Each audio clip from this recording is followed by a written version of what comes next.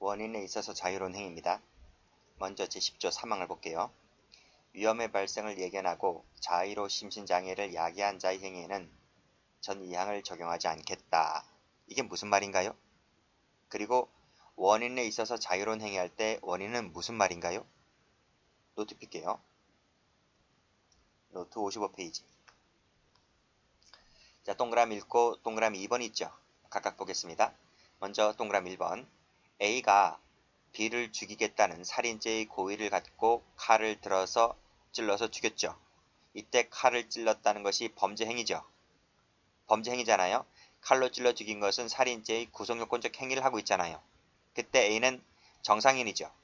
그쵸? 정상인, 즉 책임 능력자가 살인죄의 구성요건적 행위를 실행하고 있죠. 다른 말로 뭐라 그래요? 범죄 행위와 책임은 동시 존재한다. 이게 이퀄 관계란 말이에요. 그러면 A는 무슨 죄가 됩니까? 살인죄가 되어서 사형, 무기 5년 이상의 징역을 받잖아요. 그쵸? 근데 A가 가만히 생각해보니까 이렇게 찔러 죽이는 것이 좀 약간 억울할 수 있어요. 자기는 그렇게 생각하는 거예요. 왜냐하면 이렇게 죽이게 되면 나는 죄값을 다 달게 받게 되기 때문에 가만히 보니까 10조 1항하고 10조 2항이 있대요. 10조 1항은 심신상실자가 되어서 벌을 받지 않죠. 그쵸? 그럼 10조 2항은 어떻게 됐어요? 10조 2항은 임의적 감경이었잖아요. 어쨌든 감경될 여지가 있잖아요.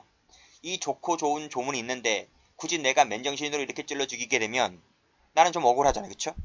그렇게 생각할 수 있잖아요. 그래서 내가 이렇게 죽이지 않고 이 10조 1항하고 2항을 이용해서 죽여버리자. 그러면 나는 벌받지 않을 수도 있고 감경될 수도 있고 이렇게 생각할 수 있잖아요. 그쵸? 그래서 자 2번 그림 갈게요. 야 이렇게 죽이지 말고 이렇게 죽이자 이거요. 그래서 A가 정상인이었어요. A가 정상적으로 정상적인 책임 능력자였죠. 이 B라는 놈 죽여버리자 이렇게 생각했던 거예요. 그래서 자기가 술을 먹어요. 술이나 또는 마약을 해요. 술이나 마약을 해요. 마약을 해서 자신을 어떻게 만들어요? 상실자나 미약자로 만들어요. 여기 1항하고 2항의 적용을 받으려고 자신을 상실자나 미약자로 만들어요. 그 상태에서 상실자 또는 미약자가 되어서 칼 들고 가서 B를 찔러 죽여버리죠. 그쵸? 그러면 A를 처벌할 수가 있어요, 없어요? A는 지금 칼로 찔러 죽일 때 상실자 또는 미약자 이 상태에서 칼로 찔러 죽인 거잖아요. 처벌할 수 있어요, 없어요? 그게 바로 10조 사망에 나와 있다. 10조 사망에. 다시 한번 가볼게요. 위험 발생을 예견하고 자의로 심신 장애 상태를 만든 다음에 이 상태에서 칼로 찔러 죽였을 때에 2항을 앞에서 배웠던 1항, 2항을 적용하지 않겠다. 적용하지 않겠다는 말은 무슨 말이에요? 이퀄 책임 능력자와 똑같이 처벌하겠다 이런 말이에요. 이렇게 가벌성을 입법적으로 해결했다고요. 다시 한번 노트 가볼게요. 여기 보시게 되면 가벌성 자체를 입법적으로 해결하였다. 이것이 시험 문제에 나온 적이 있단 말이죠. 그러면 입법적으로 해결했긴 했는데 그 근거가 어디에 있을까? 그 근거는 어디에 있을까라고 해서 이건 조문에 없죠. 근거는 조문에 없죠. 근거는 조문에 없기 때문에 밑에 나와 있는 이렇게 이론이 다 터지게 되는 거예요. 그래서 자 일단 이 근거를 설명하기 전에 일단 개념부터 다시 한번 가볼게요. 자 쭉 가보시면 교재 다시 와볼게요. 책임 능력자가 고의 또는 과실로 자신을 심신상실이나 미약 상태에 빠지게 한 후에 이 상태에서 범죄를 실행하는 것을 말한다. 예를 볼게요. 사람을 살해할 목적으로 술을 먹어요. 그 상태에서 칼로 찔러 죽였다라고 했을 때 이건 고의로 자기 자신을 그렇게 상실 상태로 만드는 거잖아요. 그렇죠? 두 번째 사례. 운전해야 한다는 것을 망각하고 음주운전하다가 사람을 치워 죽이죠. 이게 음주운전이에요. 음주운전. 그렇죠? 이건 과실이죠. 과실. 그래서 이 사례 10조 사망에 해당하는 사례는 고의든 과실이든 두 가지 사례가 다 있어요. 그쵸?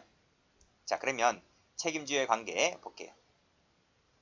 자 문제점 책임주의는 행위 시에 책임 능력이 있음을 요구한다라고 해서 제가 전전 시간에 설명드린 바가 있어요. 자 그런데 다시 노트 펴볼까요? 자 이 그림을 자 위에 그림 있죠? 요 그림 있죠? 이 그림을 밑에 이 그림처럼 두 개를 쪼개봤어요. 자 먼저 A가 책임 능력자인 상태에서 자신이 B를 찔러 죽인다라고 생각하고 자신을 술과 마약 등으로 해서 자신을 심신상실 상태로 만들어버려요. 이거 바로 뭐다? 이걸 원인행위다. 원인행위다. 이렇게 부르고, 자, 그리고 그 심신 장애인 상태에서, 상실 미약 상태에서 칼로 찔러 죽이는 것을 범죄 행위시, 실행시다. 이렇게 나눠볼게요. 자, 그러면 첫 번째 박스 볼게요. 자, 이 첫 번째 박스만 일단 보고 판단해보면, 자, A가 B를 칼로 찔러 죽인다라고 술을 마실 때, 마약을 할 때에는 A는 책임 능력자였죠. 능력자였잖아요. 그쵸? 책임 능력자였어요. 근데 A가 B를 칼로 찔러 죽인다라고 생각하면서 술을 마시는 것이 살인죄의 구속요건적 행위가 아니잖아요. 살인죄의 구속요건적 행위라고 하는 것은, 자, 1번 그림에서 보았을 때 A가 B를 칼로 찔러 죽이는 모습이 바로 살인죄의 구속요건적 행위인 거잖아요. 칼로 찔러 죽이는 것이 살인죄의 구속요건적 행위인 것이지, 술이나 마약하는 것이 살인죄의 구속요건적 행위는 아닌 거잖아요. 그쵸? 두 번째. 자, 그러면 A가 상실 상태, 미약 상태에서 칼을 들고 B를 찔러 죽인다라고 했을 때 이 행위는 A가 지금 책임 능력자가 아니죠. 지금 A는 상실자 또는 미약자잖아요. 그쵸? A는 책임 능력자가 아닙니다. 그렇지만 A가 칼을 들고 찔러 죽이는 것은 살인죄의 구속요건적 행위 맞죠? 맞아요. 자, 그럼 봐봐요. 위에서 1번이 책임주의잖아요. 이 1번 그림이 책임주의잖아요. 즉 책임주의, 즉 행위와 책임이 동시 존재의 원칙, 동시 존재해야지 책임주의가 적용되는 거잖아요. 그런데 칼로 찔러 죽이는 것은 살인죄의 요건에 해당하고, 그때 칼을 찔 당시에 A는 정상인이었기 때문에 행위와 책임의 동시 존재 원칙에 따라서 A를 살인죄 처벌할 수가 있었는데, 밑에 있는 그림 보니까 술 마실 때는 책임 능력자이지만 살인죄의 요건이 아니고, 칼로 찌를 때는 살인죄 요건이지만 책임 능력자가 아니고, 그렇잖아요. 불일치하잖아요. 이 그림이 원인 행위에서 이 그림이 불일치하고, 실행 행위에서 이 그림이 두 가지가 불일치하잖아요. X 동그라미 X 그림이 다르잖아요. 동그라미 돼야 되는데, 그쵸? 그래서 이 사례를 두고 과연 행위와 책임의 동시 존재의 원칙과 이 10조 사망의 문제를 어떻게 조화시킬 것인가와 관련해서 이제 학자들이 나눠진단 말이에요. 학자들이 나타나게 되고, 학자들이 논문을 통해서 조화시키려고 부단히 노력을 해본 결과 이렇게 학설이 원인행위시설, 실행행위시설, 그 외에 다른 또 학설들이 있단 말이에요. 됐어요? 자, 그래서 원인행위시설이라고 하는 건 뭐냐면 이거예요. 자, A가 있고 B를 죽이려고 살인죄의 고의를 갖고 자기가 술이라든지 마약을 하잖아요. 그리고 A가 이렇게 또라이가 돼요. 술을 먹으니까 또라이가 되죠. 또라이가 된 상태에서 지금 칼을 들고 B를 칼로 찔러 죽이잖아요. 이렇게 죽이잖아요. 그쵸? 자, 여기서 이걸 뭐라 했어요? 술을 마시는 행위를 원인행위라 그랬고, 원인행위라 그랬잖아요. 근데 이 원인행위 시설이라고 하는 건 뭐냐면, 자, 행위와 책임의 동시존재 원칙을 위해서 어떻게 조화시킬 거냐라고 물었잖아요. 그쵸? 근데 이 원인행위 시설은 이 행위와 책임의 동시존재 원칙이라고 하는 것은 형법상의 대원칙이기 때문에 절대로 깨어져서는 안 된다는 거예요. 이건 어떤 경우라 할지라도 예외가 있어서는 안 되기 때문에 이것은 이 동시존재 원칙은 이 사례의 경우에 있어서도 절대적으로 유지가 되어야 한다는 거예요. 그러면 유지가 된다라고 했을 때, 그러면 이 동시존재 원칙을 이 사례에서 어떻게 적용시킬까? 그러니까 술을 마시는 것 자체가 원인행위이면서 이걸 유지시키려고 하면 이 술 마시는 것 자체가 뭐다? 살인죄의 실행에 착수라고 보아야 돼요. 그래야지 이것이 뭐예요?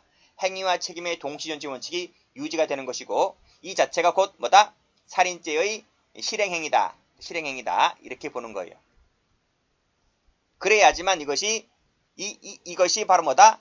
이 A가 책임 능력자였잖아요. 책임 능력자였기 때문에 이 술 마시는 것이 원인 행위이면서 실행 행위가 되고, 이것이 착수가 된다. 이것이 그래야지만 이것이 이퀄 관계가 되잖아요. 그렇죠? 그러니까 이 학설은 약간의 무리수를 두는 거예요. 이 원칙은 대원칙이기 때문에 칼로 찌르는 이것이 착수가 되는 것이 아니라 그 앞 단계에 해당하는 술 마시는 것이 착수다. 이것이 실행행위다. 이렇게 두는 거예요. 그것이 바로 원인행위시설이고 행위와 책임의 동시 존재해야 되는 것이기 때문에 책임능력자 정상인일 때 바로 술 마시는 것에 착수가 있다. 그래서 이 원칙은 행위와 책임의 동시 존재 원칙이 일치를 한다. 일치설이라고도 불러요. 그래서 착수를 어디로 봐요? 원인 행위 시의 착수를 보고 가벌성의 근거도 술 마실 때 가벌성의 근거가 있다라고 봐요. 모든 것을 전부 다 원인 행위 시 원인 행위 시로 보는 거예요. 그럴 수밖에 없는 이유는 이 원칙이 절대적으로 유지가 되어야 하기 때문에 그렇단 말이에요. 됐죠? 여기까지만 한번 볼까요? 자, 다시 교재와 볼게요. 자, 일단 형법의 태도를 말씀드렸죠? 자, 10조 사망은 그 가벌성을 입법적으로 해결하였다. 이것 자체가 일단 한 문제짜리. 근데 그 이론상의 근거는 과연 뭘까에 대해서 학설이 대립을 한다. 이런